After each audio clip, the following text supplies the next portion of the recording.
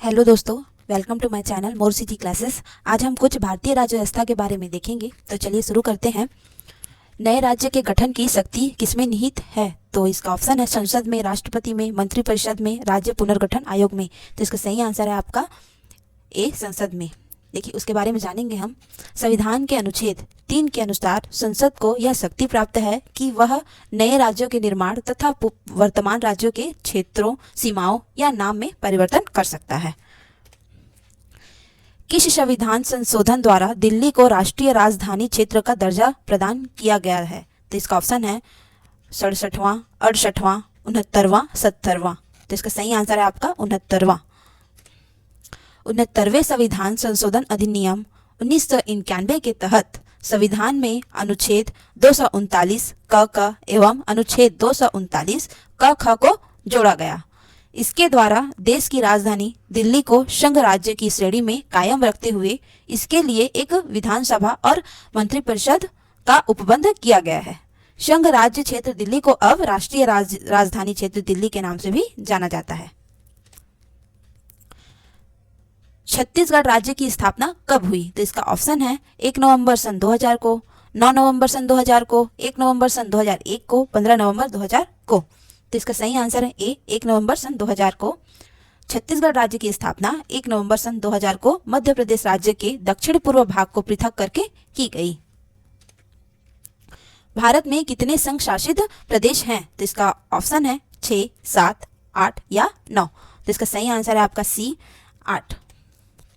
जम्मू कश्मीर राज्य के पुनर्गठन के पश्चात भारत में कुल 9 संघ शासित प्रदेश हो गए थे।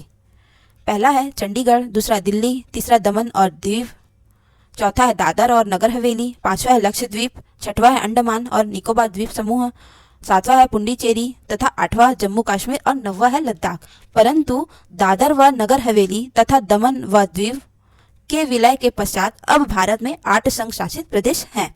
दिल्ली, पुडुचेरी तथा जम्मू कश्मीर में विधानसभाओं के गठन का प्रावधान है। वर्तमान में राज्यों की कुल संख्या अब 28 है। यदि भारतीय संघ में एक नए राज्य का सृजन किया जाना है तो संविधान की किस अनुसूची में संशोधन करना आवश्यक होगा? तो इसका ऑप्शन है 5वीं अनुसूची, दूसरी अनुसूची, तीसरी अनुसूची, प्रथम अनुसूची। तो इसका सही आंसर है आपका डी, प्रथम अनुसूची। संविधान की प्रथम अनुसूची में राज्यों एवं संघ राज्य क्षेत्रों के नाम तथा उनके अंतर्गत आने वाले राज्य क्षेत्रों का वर्णन किया गया है। निम्न में से कौन एक भारत संघ का सहयोगी राज्य था जिसे बाद में भारतीय संघ का पूर्ण राज्य बना दिया गया? तो इसका ऑप्शन है अरुणाचल प्रदेश, सिक्किम, झारखंड, छत्तीसगढ़। तो इसका सही आंसर है बी, सिक्किम। वर्ष 1947 में भारत द्वारा सिक्किम को संरक्षित राज्य का दर्जा दिया गया तथा सिक्किम के विदेशी, राजनीतिक एवं संचार संबंधी विषय भारत सरकार को सौंपा गया। 35वें संविधान संशोधन अधिनियम 1974 के द्वारा सिक्किम को संरक्षित राज्य का दर्जा प्राप्त करके उसे सहयोगी राज्य के रूप में शामिल किया गया। 36वें संविधान संशोधन अधिनियम 1975 द्वारा सिक्किम को पूर्ण राज्य का दर्जा प्रदान करते हुए भारत के 22वें राज्य के रूप में संविधान की प्रथम अनुसूची में सम्मिलित किया गया। भारतीय संघ के अंतर्गत किसी राज्य को शामिल करने की शक्ति किसे प्राप्त है? तो इसका ऑप्शन है भारत के राष्ट्रपति को, प्रधानमंत्री को, संसद को, सर्वोच्च न्यायालय को। तो इसका सही आंसर है आपका सी, संसद को। भारतीय संघ में किसी राज्य को शामिल करने की शक्ति संसद को प्राप्त है। अनुच्छेद 2 के अनुसार संसद विधि द्वारा नए राज्य को भारतीय संघ में प्रवेश या उसकी स्थापना कर सकती है। जम्मू कश्मीर राज्य के पुनर्गठन के पश्चात भारत में राज्यों की कुल संख्या कितनी है?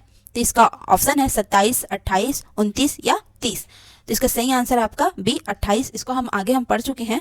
देखिए, जम्मू कश्मीर राज्य के पुनर्गठन के पश्चात भारत में राज्यों की संख्या 28 हो गई है। जम्मू कश्मीर पुनर्गठन अधिनियम 2019 के माध्यम से जम्मू कश्मीर राज्य को 2 केंद्र शासित प्रदेशों जम्मू कश्मीर तथा लद्दाख में विभाजित कर दिया गया था।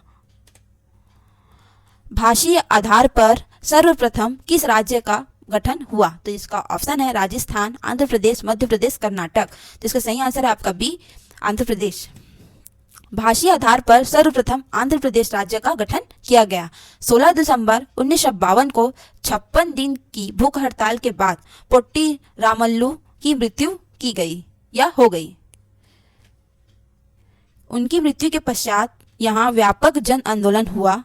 फलस्वरूप मद्रास प्रेसिडेंट से तेलुगु भाषी क्षेत्र को अलग करके 1 अक्टूबर सन 1953 को आंध्र प्रदेश राज्य का गठन किया गया।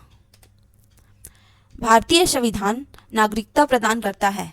इसका ऑप्शन है जन्म के आधार पर, निवास के आधार पर, देशीयकरण के आधार पर, उपयुक्त सभी के आधार पर। तो इसका सही आंसर है आपका डी, उपयुक्त सभी के आधार पर।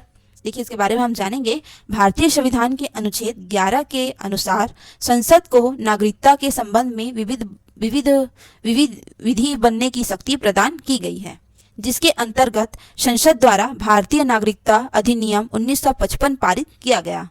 इस अधिनियम में वर्ष 1986, 1992, 2003, 2005 और 2015 में संशोधन किया गया। वर्तमान में भारतीय नागरिकता 5 प्रकार से प्राप्त की जा सकती है, जैसे जन्म से, वंशानुगत, पंजीकरण, देशीयकरण और विदेशी भूमि के अधिग्रहण के आधार